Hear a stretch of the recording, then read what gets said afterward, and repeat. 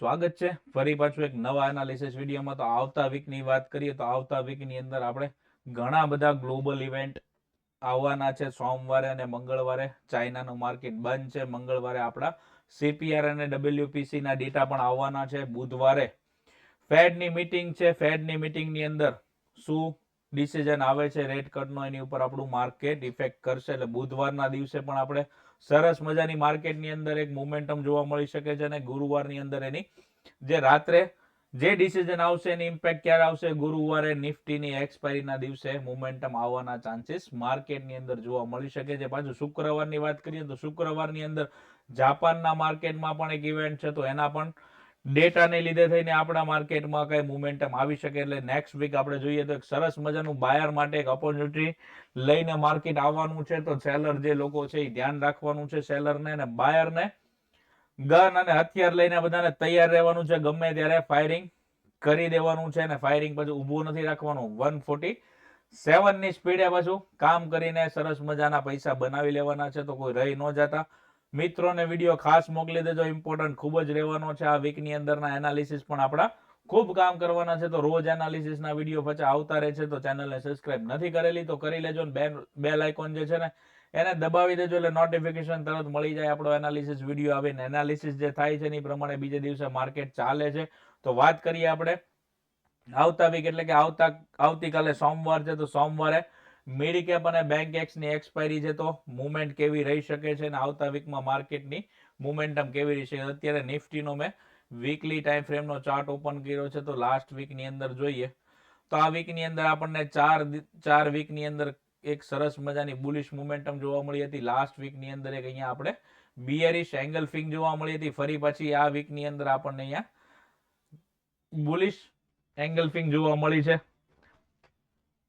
તો weekly time frame ઉપરની વાત કરીએ તો વીકલી ટાઈમ ફ્રેમ ઉપર આપણને નિફ્ટીની અંદર એક સરસ મજાની બુલિશ કેન્ડલ જોવા મળી છે. એટલે કે ભાઈ બાયરને આની અંદર રસ વધારે છે. જો નેક્સ્ટ વીકની અંદર આની ઉપર માર્કેટ ક્લોઝિંગ આપે છે એટલે આ હાઈની ઉપર એટલે કે 25,440 આસપાસનો જે ઓલ ટાઈમ હાઈ બનાવ્યો છે એની ઉપર જો માર્કેટ હોલ્ડ કરે છે તો આપણને 26,000 સુધીનું રાઉન્ડ લેવલ પણ જોવા મળી શકે છે. અને આની ઉપર જો જશે તો પહેલું 26,200 અને પછી 26,500 ના પણ લેવલ અહીંયા આપણને જોવા મળી શકે છે અપસાઇડની અંદર.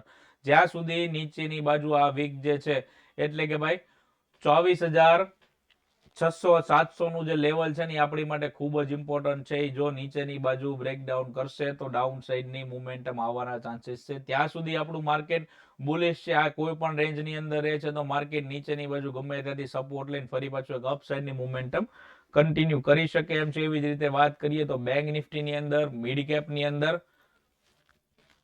સેન્સેક્સની અંદર બધા જેટલા આપણા ઇન્ડેક્સ છે 5 દિનની એક્સપાયરીના જે છે તો બધાની અંદર એક સરસ મજાની આપણને બુલિશ એંગલ્ફિંગ કેન્ડલ જોવા મળી છે. તો બેંક નિફ્ટીની અંદર પણ જો એક સરસ મજાની મોમેન્ટમ જોવા મળી છે. લાસ્ટ ઘણા બધા દિવસોથી આ રેન્જ હતી તો આ 15 દિવસ આજુબાજુની રેન્જ ગણો ને તો એક 51,000 થી લઈ અને 51,500 ની આજુબાજુની રેન્જ આ જે હતી ને રેન્જની બહાર હવે ધીરે ધીરે બેંક નિફ્ટીએ ક્લોઝિંગ થવાની ટ્રાય કરી છે. એટલે સરસ મજાનું અહીંયા 52,000 આજુબાજુને ક્લોઝિંગ જોવા મળ્યું છે. તો હવે 52,000 ની ઉપર જો બેંક નિફ્ટી હોલ્ડ કરે છે તો આવતા વીકની અંદર આપણને નવા ઓલ ટાઈમ હાઈ આની અંદર જોવા મળી શકે છે. નિફ્ટી ઘણા બધા દિવસોથી એક અપસાઇડની મોમેન્ટમ કરે છે પણ બેંક નિફ્ટી અંદર જોઈએ તો એક મોમેન્ટમ એકદમ સ્લો હતી. તો હવે એક સરસ મજાનું અહીંયા બ્રેકઆઉટ જોવા મળ્યું છે 1 વીકની અંદર. તો ઉપર 52,000 ની લેવલ ઉપર જશે તો સરસ મજાના આપણને ઓલ ટાઈમ હાઈ સુધીના ટાર્ગેટ મળી શકે છે. એવી જ રીતે વાત કરીએ ફિન નિફ્ટીની અંદર તો ફિન નિફ્ટીની અંદર પણ આપણને એક સરસ મજાની બુલિશ એંગલ્ફિંગ જોવા મળી છે અને ઓલ ટાઈમ હાઈની નિયર ક્લોઝિંગ આવ્યું છે. તો ઓલ ટાઈમ હાઈ ઉપર આની ઉપર પણ એક સરસ મજાની મોમેન્ટમ આવી શકે છે. ઉપરના જે લેવલ છે પહેલા એ 24,500 ના છે. 24,500 ની ઉપર જાય છે તો 24,800 અને 25,000 સુધી ફિન નિફ્ટીને પણ અપસાઇડ જવાના ચાન્સીસ છે. અને જ્યાં સુધી નીચેનું 23,400 થી લઈને 23,300 નું જે લેવલ છે એ લેવલની નીચે જો બ્રેક નથી થતા, બધા લેવલ બ્રેક નથી થતા ત્યાં સુધી સપોર્ટનું કામ આપણી પાસે જોવા મળી શકે છે. ફિન નિફ્ટીની અંદર મિડ કેપની કાલે એક્સપાયરી છે તો મિડ કેપની અંદર પણ એક સરસ મજાની ઓલ ટાઈમ હાઈની કેન્ડલ બંધ આપી છે.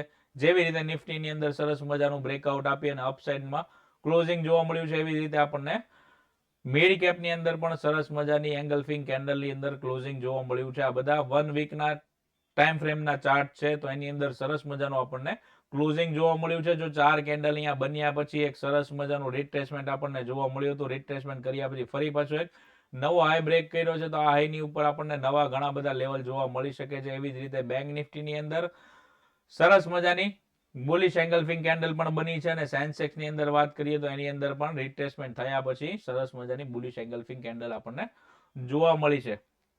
તો નેક્સ્ટ વીક ની અંદર વાત કરીએ કે ભાઈ કેવી રીતે કેમ ટ્રેડ કરવા, કયા લેવલ સારા રહે, તો અત્યારે આપણે ખાલી આવતીકાલે એટલે કે સોમવારનું માર્કેટનું એનાલિસિસ કરીએ છીએ. પછી ડેઈલી વિડીયો આવતા રહેશે, એની અંદર પણ આપણે એનાલિસિસ કરતા રહીશું. તો વાત કરીએ વન ડે ની અંદર, તો વન ડે ની અંદર આપણને નિફ્ટીમાં એક હોલ્ડ જોવા મળ્યો છે. જે પ્રમાણે આગલા દિવસે એટલે કે મુવમેન્ટ આવી હતી આપણને ગુરુવારના દિવસે સરસ મજાની, તો ગુરુવારના દિવસે મુવમેન્ટમ આવ્યા પછી આપણે વિડીયોમાં કીધું હતું કે ભાઈ હવે એક પોઝ લેવાનો ટાઈમ છે અથવા તો સાઇડવેઝ માર્કેટ રહી શકે છે. તો એવી જ રીતે શુક્રવારના દિવસે આપણને માર્કેટ જોવા મળ્યું છે.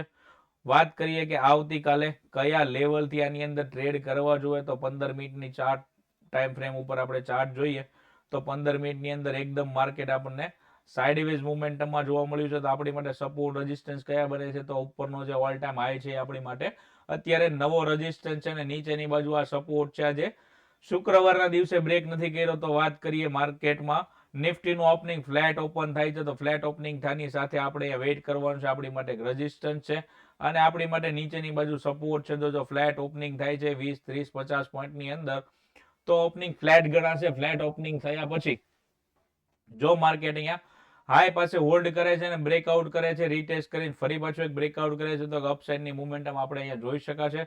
અને નીચેની બાજુ જો બ્રેકડાઉન થાય છે તો આ નીચેના જે લેવલ છે ને રીટેસ્ટ કરી શકે છે. જ્યારે માર્કેટ 25,100, 200 ની આજુબાજુ જ્યારે હોલ્ડ કરતું હતું, માર્કેટ લેવલને બ્રેક નહોતું કરતું, ત્યાં ફરી પાછો ડાઉન સાઈડમાં અહીંયાથી સપોર્ટ બની શકે છે અને સપોર્ટ બન્યા પછી એક અપસાઇડની મુવમેન્ટમ કન્ટિન્યુ આપણને જોવા મળી શકે. માની લો કે માર્કેટમાં કદાચ ઓપનિંગ ગેપ ડાઉન થાય છે, તો ગેપ ડાઉન ઓપનિંગ થયા પછી આ સપોર્ટ આજુબાજુ જો થાય છે, એટલે કે સપોર્ટ યાદ રાખવાનો છે. લખી લેજો 25,100 થી લઈને 25,150, 25,100 થી લઈ અને 25,150 નું જે લેવલ છે એ સપોર્ટ તરીકે કામ કરવાનું છે. આ સપોર્ટ લેવલ છે, ત્યાંથી માર્કેટમાં એક બાઇંગ આવી શકે છે. જે લોકો અહીંયા નીચેની બાજુથી બાઇંગ માટે રહી ગયા હતા એ વેઇટ કરશે. તો વેઇટ કર્યા પછી જો અહીંયા એકવાર સપોર્ટ લે અને માર્કેટની અંદર એક બુલિશ કેન્ડલ બનાવે, તો બુલિશ કેન્ડલથી એક અપસાઇડની મોમેન્ટમ આપણને જોવા મળી શકે છે. ફરી પાછું આ રેન્જની અંદર પણ આવી જાય તો અહીંયા પછી સાઇડવેઝ મોમેન્ટમ આવવાના ચાન્સીસ અહીંયા રહી શકે છે. માની લો કે માર્કેટમાં ઓપનિંગ થાય છે ગેપ અપ ઓપનિંગ થયા પછી એક સવારમાં પ્રોફિટ બુકિંગ પણ જોવા મળી શકે છે. જે લોકો અહીંયા ઓપ્શન બાયર છે એ કોલ બાય કરીને આવ્યા છે, તો અહીંયા એક અપસાઇડની મોમેન્ટમ આવ્યા પછી એક પ્રોફિટ બુકિંગ જોવા મળી શકે છે. અને અહીંયાથી જો ફરી પાછો સપોર્ટ લઈને માર્કેટ અપસાઇડ જાય છે, તો એક અપસાઇડની મોમેન્ટમ કન્ટિન્યુ આની અંદર જોવા મળી શકે છે. એવી જ રીતે બેંક નિફ્ટીની અંદર વાત કરીએ તો બેંક નિફ્ટીની અંદર વન ડે ની ટાઈમ ફ્રેમ ઉપર જોઈએ તો સરસ મજાની એક આપણને અહીંયા કેન્ડલ જોવા મળી છે. કેન્ડલનું નામ શું છે જરા કોમેન્ટમાં લખી દેજો, બધાને ખબર છે કે નથી ખબર. તો અહીંયા કઈ કેન્ડલ જે બની છે વન ડે ની અંદર, તો એનું કોમેન્ટમાં નામ લખી દેજો અને કેવી બુલિશ કેન્ડલ છે કે બિયરિશ કેન્ડલ છે એ જરા કહી દેજો. તો 15 મિનિટની અંદર વાત કરીએ તો બેંક નિફ્ટીની અંદર હવે થોડી મોમેન્ટમ આપણને વધારે જોવા મળશે. કેમ કે વાત કરીએ કે નિફ્ટીની, તો નિફ્ટી ઘણા સમયથી એક અપસાઇડની મોમેન્ટમ કન્ટિન્યુ રાખે છે અને ઓલ ટાઈમ હાઈ આજુબાજુ છે માર્કેટ હોલ્ડ કરતું હોય છે. તો બેંક નિફ્ટીમાં શુક્રવારે પણ જોઈએ ને તો એક સારી મજાની મોમેન્ટમ શુક્રવારે પણ આપણને ધીરે ધીરે અપસાઇડની મોમેન્ટમ એક જોવા મળી હતી અને ક્લોઝિંગ ફરી પાછું ક્યાં આવ્યું છે, તો કે 52,000 આજુબાજુ એટલે કે ડે હાઈ પાસે જ ક્લોઝિંગ આનું જોવા મળ્યું છે. તો જો નીચેની બાજુ અને સપોર્ટ બને છે એટલે 51,500 થી લઈને 600 ની રેન્જનો જે છે એ આપણી માટે સપોર્ટ છે.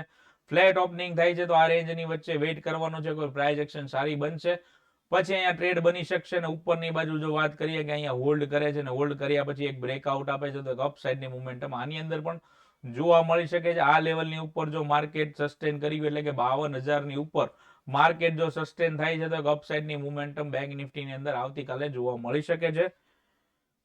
માનો કે માર્કેટનું ઓપનિંગ બેંક નિફ્ટીમાં પણ ગેપ ડાઉન થાય છે, તો અહીંયા જે લેવલ છે આપણા જે ઘણા દિવસોથી જે માર્કેટની અંદર અહીંયા હોલ્ડ કરતું હતું ને રેઝિસ્ટન્સ લેતું હતું, તો આ રેન્જની આજુબાજુ જો માર્કેટનું ઓપનિંગ થાય છે તો અહીંયા વેઇટ એન્ડ વોચ કરવાની છે. માર્કેટને કોઈ હોલ્ડ કરવા દેવાનો છે, કોઈ સમયની રાહ જોવાની છે ને સમય સાથે જો પ્રાઇસ એક્શન બને છે અને સરસ મજાનું બ્રેકઆઉટ અથવા તો બ્રેકડાઉન કરે છે, તો એની સાથે બેંક નિફ્ટીની અંદર મોમેન્ટમ કરવાની છે. બને ત્યાં સુધી માર્કેટ અપ ટ્રેન્ડમાં છે તો સપોર્ટ મળે છે તો સપોર્ટ એથી બાઇંગ કરવાનું વિચારવાનું છે. જે લોકોને સ્કેલ્પિંગ કરવું છે એ પુટમાં કરી શકે છે, પણ પુટમાં હોલ્ડ વધારે કરતા નહીં. માર્કેટનો ટ્રેન્ડ અપસાઇડનો છે તો ધ્યાન રાખીને કામ કરવાનું છે. ને આવતા વીકમાં ખૂબ જ ગ્લોબલ ઇવેન્ટ ચાલુ છે તો માર્કેટની અંદર વોલેટાલિટી પણ જોવા મળી શકે છે. તો ધ્યાન રાખીને જે નાના નાના પૈસા લઈને કામ કરે છે, 15-20 હજાર રૂપિયા લઈને ઓપ્શનમાં કામ કરે છે, તો ને 1 લોટ 2 લોટથી વધારે કામ કરવું નહીં. જો કરશો તો પછી તમારું કેપિટલ ઝીરો થવાના પણ ચાન્સીસ છે અને હીરો થવાના પણ ચાન્સીસ છે. તમે કઈ જગ્યાએથી એન્ટ્રી બનાવો છો એની ઉપર ડિપેન્ડ છે. તમે માર્કેટ સાઇડવેઝ છે અને માર્કેટ સાઇડવેઝ ની અંદર તમે કામ કરો છો તો તમારું કેપિટલ શૂન્ય પણ થઈ શકે છે. અને જો તમારે આવું સરસ મજાના ટાઈમ ટુ ટાઈમ કામ સાથે કરવું હોય ને તો આપણી ટેલિગ્રામ ચેનલને જોઈન કરી લેજો. એની અંદર લાઈવ અપડેટ તમને ચાર્ટ મૂકતા રહીએ છીએ અને એની અંદર તમને લેવલ પણ આપીએ છીએ કે આ લેવલથી તમે અહીંયાથી એક અપ સાઇડની મુવમેન્ટ અથવા તો ડાઉન સાઇડની મુવમેન્ટમમાં કેપ્ચર કરી શકો છો. વાત કરીએ હવે મિડકેપ નિફ્ટીની, તો મિડકેપ નિફ્ટીની અંદર પણ જોઈએ તો એક સાઇડવેઝ મુવમેન્ટમ આપણને શુક્રવારના દિવસે જોવા મળી છે. તો જો આ રેન્જમાં આપણી એક રેઝિસ્ટન્સ ઉપર જોવા મળી શકે છે, નીચેની બાજુ આપણને સપોર્ટ જોવા મળી શકે છે. ફ્લેટ ઓપન થાય છે તો આ રેન્જની વચ્ચે સાઇડવેઝ મુવમેન્ટમ આવી શકે છે. રેન્જનું બ્રેકડાઉન કરે છે તો એક નીચેની બાજુના સપોર્ટ જે છે એ સપોર્ટ પાસે આવી શકે છે અને ઉપરની બાજુ જે હોલ્ડ કર્યા પછી એક પ્રાઇસ એક્શન બનાવે છે તો અપસાઇડની મોમેન્ટમ કન્ટિન્યુ રહી શકે છે. માર્કેટનો ટ્રેન્ડ અપ છે એટલે બને ત્યાં સુધી માર્કેટમાં સપોર્ટ આવે ત્યાંથી બાઇંગ કરવાનું વિચારી શકાય ને ત્યાંથી તમને એક સરસ મજાના પોઈન્ટ કેપ્ચર કરી શકો તો ત્યાં આપણે હોલ્ડ પણ કરી શકીએ. પુટ બાજુ કેવું થાય છે, કદી રેડ કેન્ડલ આવ્યા પછી તરત બાજુની ગ્રીન કેન્ડલ આવી જાય એટલે આપણને એવું લાગે કે ભાઈ મને અહીંયા ટ્રેપ કરે છે તો માર્કેટનો ટ્રેન્ડ અપસાઇડનો છે. એટલે જેટલી વાર નીચેની બાજુ ડીપ આવશે એટલી વાર અહીંયાથી માર્કેટમાં સપોર્ટ બની શકે છે ને ત્યાં બાયર ફરી પાછા એક્ટિવ પણ થઈ શકે છે. ને બેંક નિફ્ટીની અંદર જેવી મુવમેન્ટમ આવતીકાલે આવશે એવી જ રીતે બેંકેક્સની અંદર પણ મુવમેન્ટમ આવશે. તો બેંકેક્સ અને સેન્સેક્સ આ બંને વસ્તુ ખૂબ જ વોલેટાઇલ છે.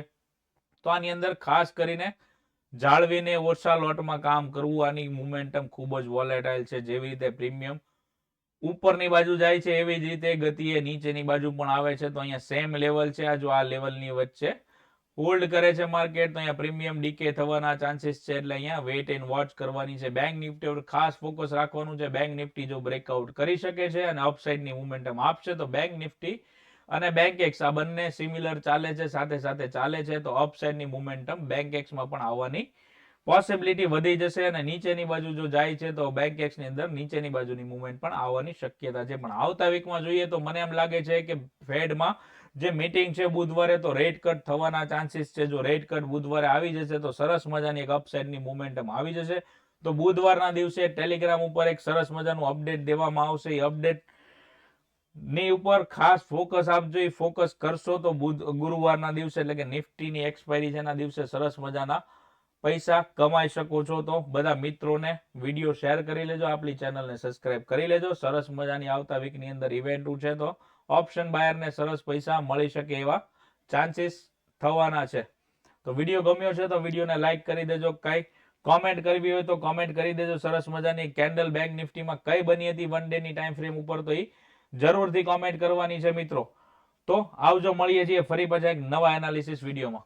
જય હિન્દ, જય ભારત.